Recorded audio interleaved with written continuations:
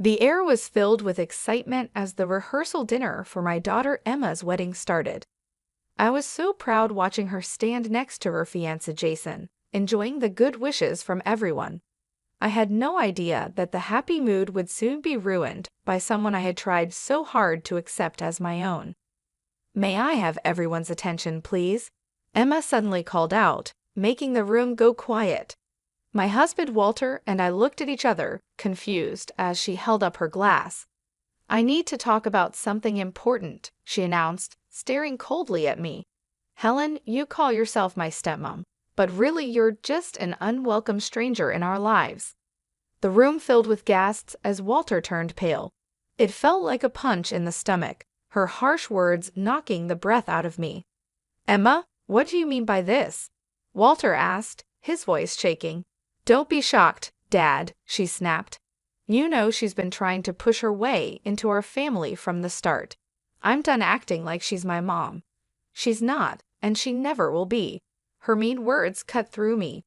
I looked for any sign of the kind girl I knew in her face, but saw only dislike and anger.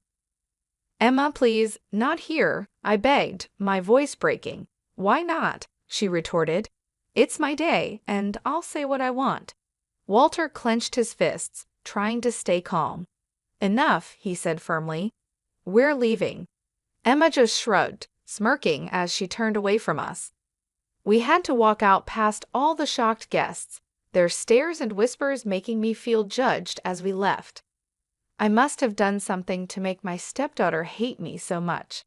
The tears I had been holding back finally fell, and I knew then that thing would never be the same. In the car, Walter was very tense, gripping the steering wheel tightly, his face showing both anger and pain. "I don't know what's gotten into her, Helen," he said, his voice tight. "But I promise I won't let her treat you this way." I just nodded, too upset to talk, as we drove away from what was supposed to be a happy event. I kept wondering what had changed the sweet, loving girl I knew, and what difficult times might be ahead for us after her hurtful outburst. Maybe Emma began to dislike me when I married her father and became her stepmother, or perhaps it started even before that, influenced by her mother, Julie. Julie had once told her, as she gently touched her hair, "No one can ever replace your real mother." Those words had left a bad feeling, but I tried to ignore it, hoping to create a warm relationship with Emma. "I'm not trying to replace anyone," I had assured her softly. "I just want us to be friends." She nodded, but her empty look showed no warmth. It was like there was already a wall between us, built stronger by her mother's mean comments. At first, Emma was polite, though a bit cold. But as time went on, her true feelings started to show. "Why are you always trying to butt into my life?" she snapped one day when I just asked about her weekend plans. Walter gave her a stern look. "Emma, don't talk to your mother like that." "She's not my mother," Emma yelled back, anger twisting her face. She left the room quickly, leaving me stunned by her harsh words. Walter just shook his head, looking disappointed and resigned. From then on, Emma made it clear she didn't like me. She would roll her eyes when I came into a room and make mean comments quietly. If I tried to help or ask something, she would snap back as if she couldn't stand me being around. "You're not fooling anyone with your fake concern," she sneered one day. Her dislike for me was obvious, and it hurt. I asked if she needed a ride to her friend's house.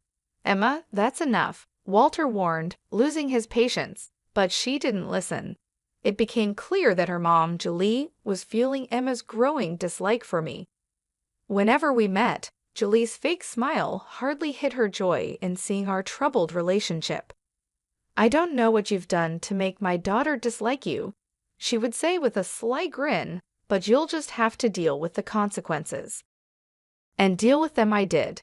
Emma's hostility grew like an untreated wound, hurting our family life more every day. I had no idea her coldness was just the start of even worse behavior that seemed impossible to stop.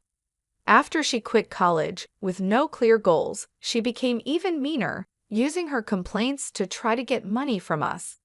"Give me $10,000, or I'll tell everyone how awful you are as a stepmom," she threatened one day in the kitchen. I was shocked. Emma, why are you saying this? I've always tried to be nice to you. Save it, she snapped. Just give me the money, and I'll leave you alone for a bit. I felt desperate. I don't have that kind of money, I told her. Her eyes narrowed. Then find it, unless you want everyone to know your secrets. From then on, it was a constant pattern. Emma demanded more and more money, and her threats got worse if I said no. Walter was stuck in the middle, trying to please both of us while figuring out why his daughter had changed so much. Please, just give her what she wants, he pleaded one night after yet another big fight. I can't take all this fighting, but I knew that giving in would only make her more demanding, so I stood firm, even as Emma became more cunning. You think you're so great with your job at the school, she mocked. Just wait until everyone knows the truth about you. Her veiled threat really scared me. I could only imagine the kind of hurtful lies she could tell, which would affect my colleagues and the students I was committed to helping. Through all of this, Julie was always there, her mean smile supporting her daughter's terrible actions. You reap what you sow, Helen, she sneered during one of her frequent unwanted visits. Maybe if you were a better stepmom, Emma wouldn't be like this. Her words hurt deeply, stirring up a storm of emotions inside me: anger, pain, and betrayal. But even as I felt overwhelmed, a small spark of determination started to grow in me. I couldn't just let things happen to me anymore. If Emma wanted a fight, then I was ready to stand up to her and show everyone the kind of person she really was. And if Julie thought she could keep causing trouble from behind the scenes, she was mistaken. It was time to stop being nice. From then on, I was determined to do whatever it took to protect my family, even if it meant taking drastic steps I never thought I would.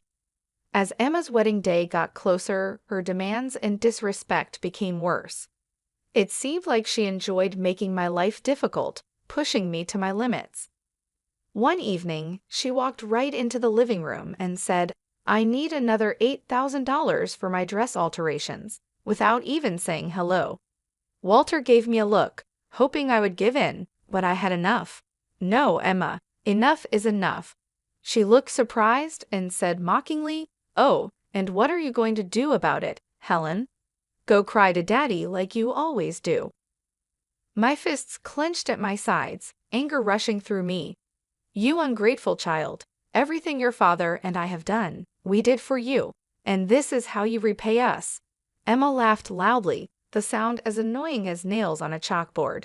Oh please, don't act so righteous.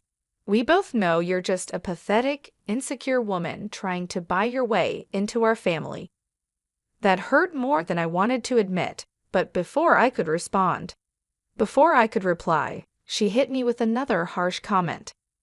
Do you think the school wants a washed-up loser like you around their students? Wait until they hear about your little drinking problem. My heart sank as I realized how low she was willing to go. She planned to ruin my career and reputation with her lies. Emma, that's enough, Walter shouted, his face red with anger, but she just smirked, enjoying the chaos she had created. At that moment, something in me changed. I felt a strong resolve build up, making me firm against the storm of emotions threatening to overwhelm me. I was done being her victim. Get out, I said firmly, my voice calm but intense. And don't come back until you can behave like a decent person. Emma looked surprised at my strong reaction, but then sneered and came closer, her breath warm on my face. You'll regret this, Helen. I promise you that.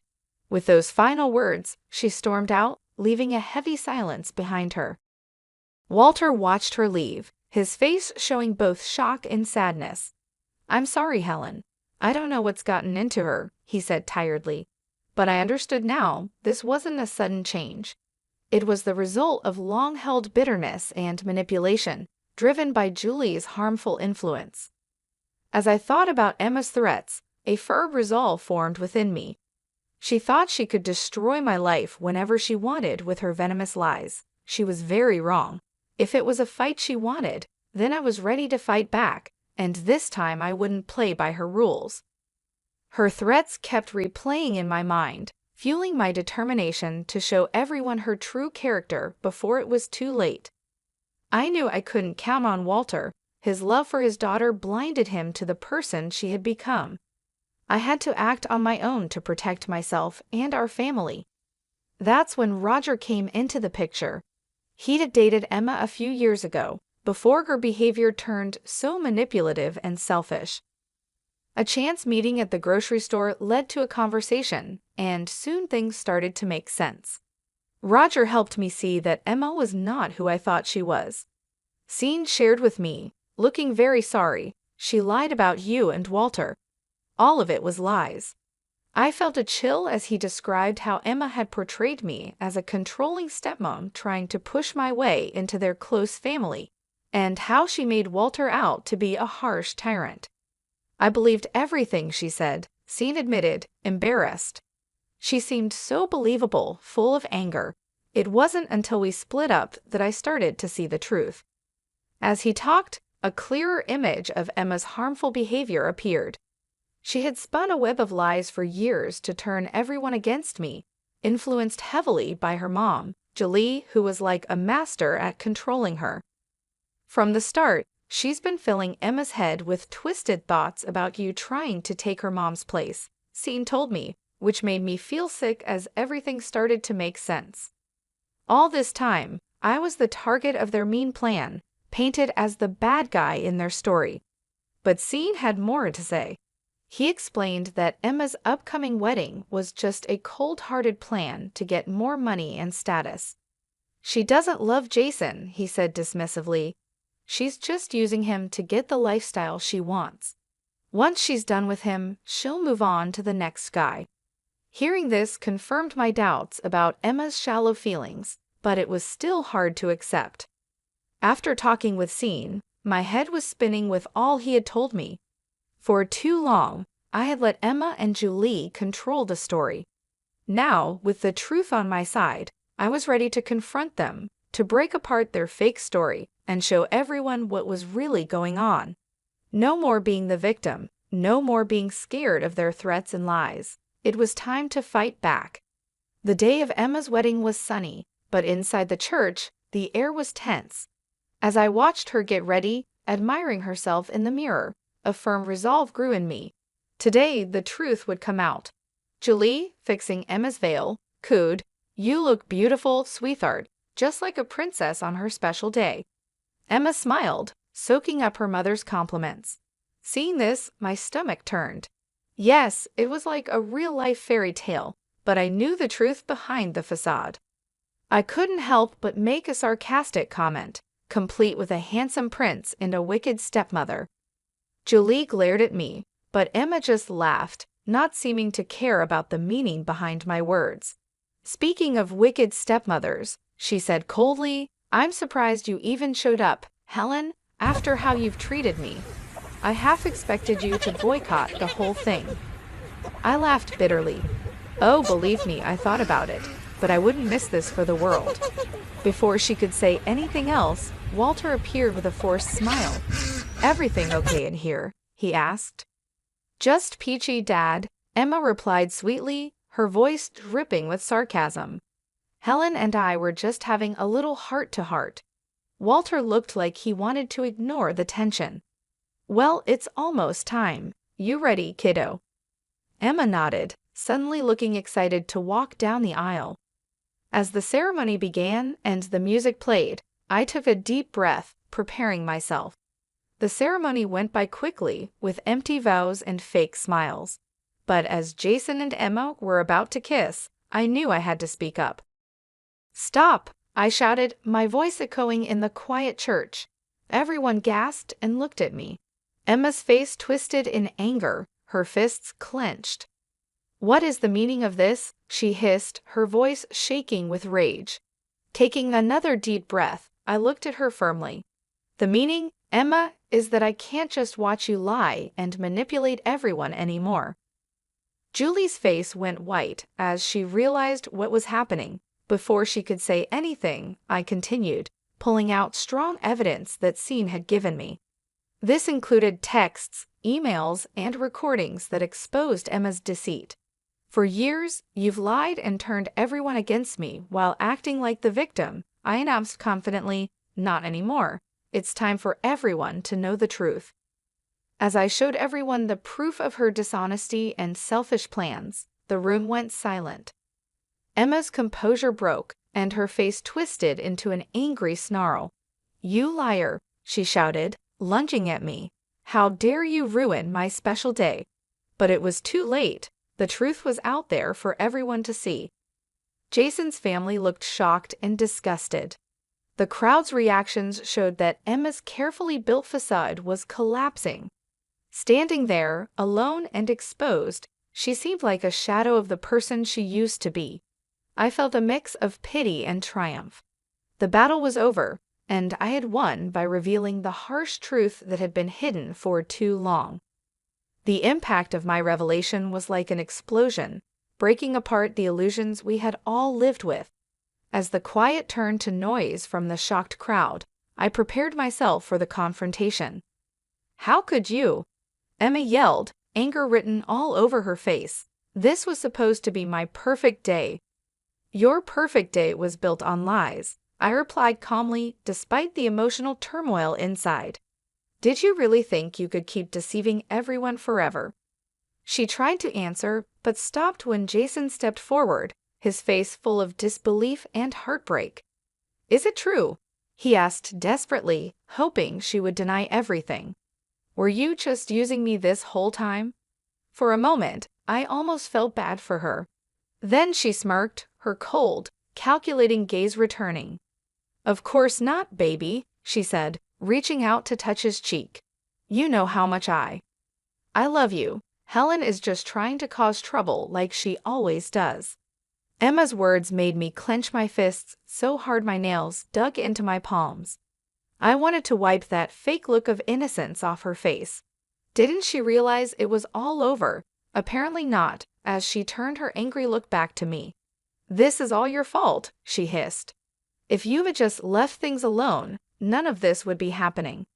Suddenly, a loud voice interrupted us. I turned to see Walter, his face red with anger and embarrassment. "I can't believe what I'm hearing," he said, shaking his head slowly. "My own daughter, lying and using everyone for her own selfish needs."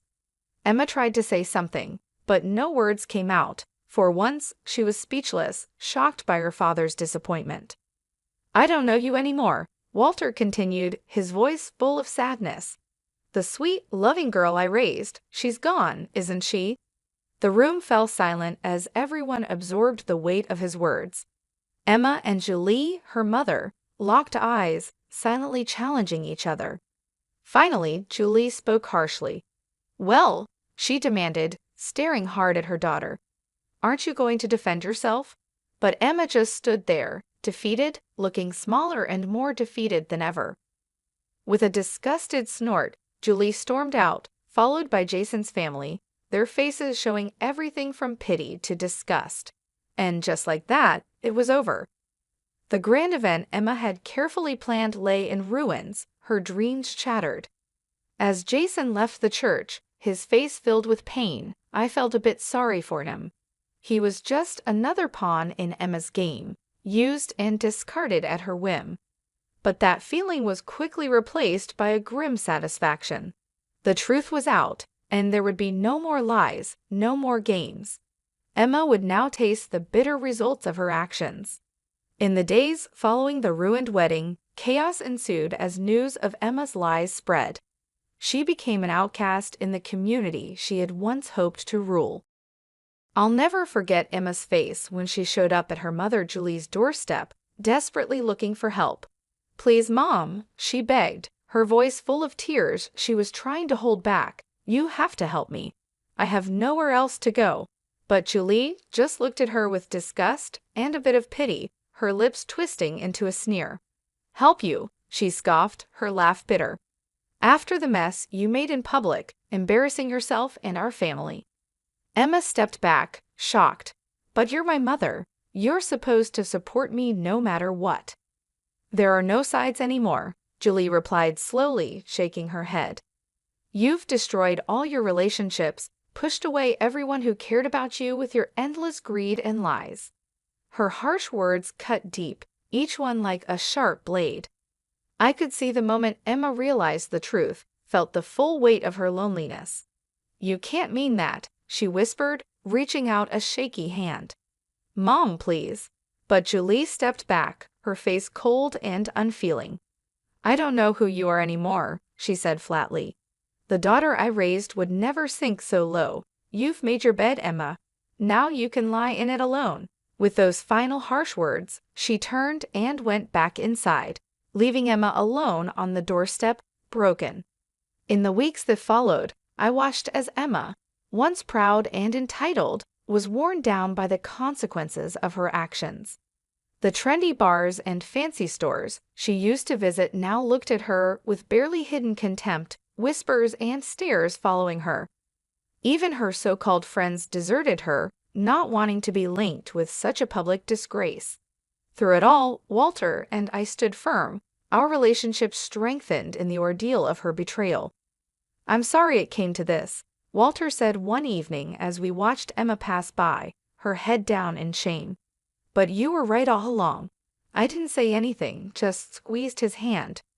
Words felt too small in the face of such a harsh reality. As things settled and our community began to recover from the shock of Emma's lies, Walter and I received a lot of support and thanks. We had helped many families and students, and now they showed their gratitude. Everyone we had helped rallied around us, thanking us for standing up to the manipulation and deceit that had almost broken us apart. In those moments of connection, seeing the true depth of human kindness and resilience, I found peace and purpose that I had missed during the worst days of Emma's destructive actions. She had tried to break me down, to make me just a small part of her own big story, but in the end, her own selfishness was her downfall. It stripped away her masks and lies, showing her true empty self. As for me and Walter, we came out of this stronger and wiser.